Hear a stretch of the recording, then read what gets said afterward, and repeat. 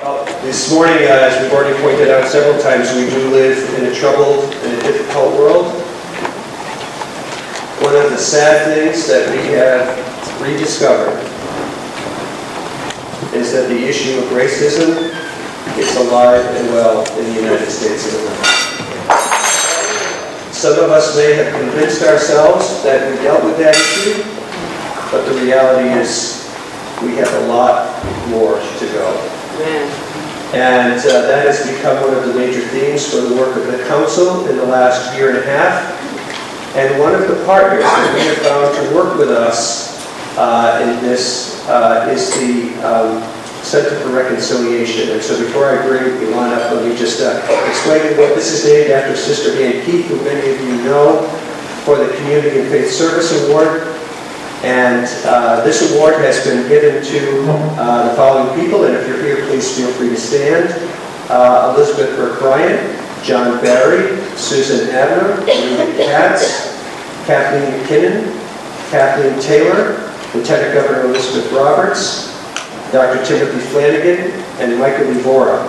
And this year's award goes to the Center for Reconciliation, and I'm going to ask Elon, I think you're coming up to receive the award.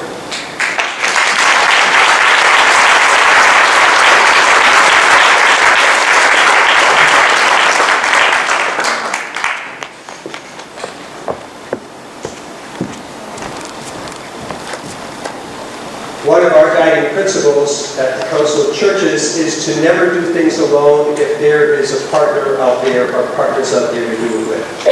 It just makes a whole lot of sense, and we think it honors God in taking that approach. And when we began really looking at seriously and trying to speak in a meaningful way, in an in-depth way at the issue of racism, we began to look for partners. And the Center for Reconciliation was right there.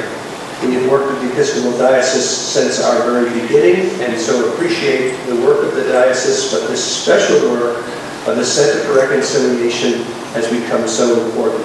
And Del Glover, who is here, and Elon have worked with our committee that I'll talk about in a few moments about Merciful Conversations on Race, have worked with us and made a significant contribution in helping us shape our program.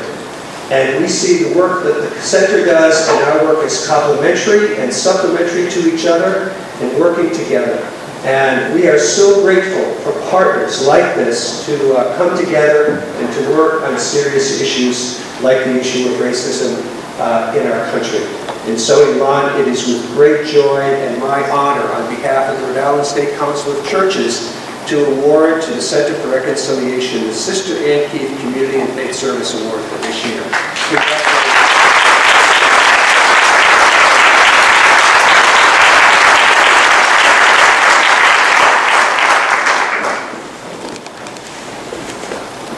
So I really appreciate the rabbi's talk, primarily because the work of reconciliation, the work of especially racial reconciliation, is often feels like following a lost sheep up a mountain. You're stumbling, you're falling, you're not sure, am I going in the right place? When you get there, maybe you're a little bit terrified and yet filled with hope all at the same time. On behalf of the Center for Reconciliation, I would like to thank the Rhode Island State Council of Churches for the Sister Ann Keith Award. And more personally, thank you for introducing me to the story of Sister Ann. I moved to Rhode Island a few years ago just before she passed away, but sadly never had the chance to meet this fierce social justice advocate. She worked tirelessly toward the creation of a beloved community right here in Rhode Island, and the more I learned about her, the more special this award became. The initiative that became the Center for Reconciliation was sparked several years ago when the Episcopal Diocese of Rhode Island was wrestling with two major challenges. First, what to do with the vacant 19th century cathedral, and second, how to reconcile the church's historical connections to slavery and its legacy. The National Church had apologized for its role in the propagation of the slave trade and its historical silence about racial oppression. And this was an important first step, but what next?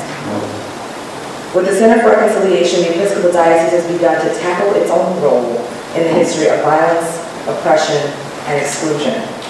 but also in understanding the work of the enslaved congregants to reassert their own humanity, of abolitionists of all races working together toward emancipation, of worship services that welcome the faithful equally, regardless of their racial identity, and the welcoming of everyone, no exceptions, into the tough and necessary work of racial reconciliation. The Center for Reconciliation hosts lectures, plays, exhibitions, film screenings, walking tours, and a variety of public programs that educate, inspire, and spark critical dialogues around the challenge of race. The Center's programs teach the public about our churches, our states, and our nation's history of slavery while recognizing that it is necessary in order to understand the racial challenges that we face today. And we have a lot of people who come to us, actually not that many people anymore, thankfully, but we have had people come to us and say, but race is such a divisive and uncomfortable topic. Do we really have to talk about this? And do we really have to talk about this now? I don't know, what do you all say?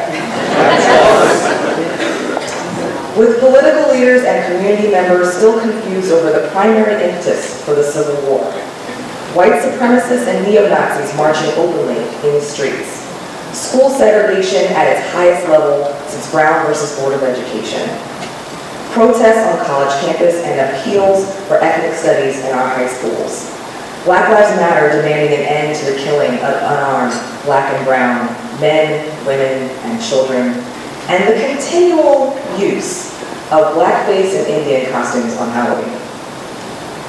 Is this work important? Yes. And when is the right time to get involved? Now.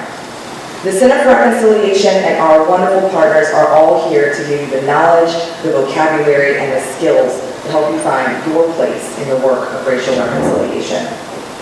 Sister Ann Keith once said that the gospel means more than the reading of gospel stories. It means action.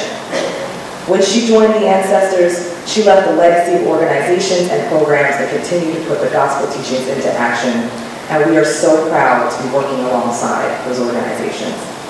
And while we cannot hope to fill her shoes, it is a great honor to be working in her footsteps. Thank you, and we hope to see you all at the Cathedral of St. John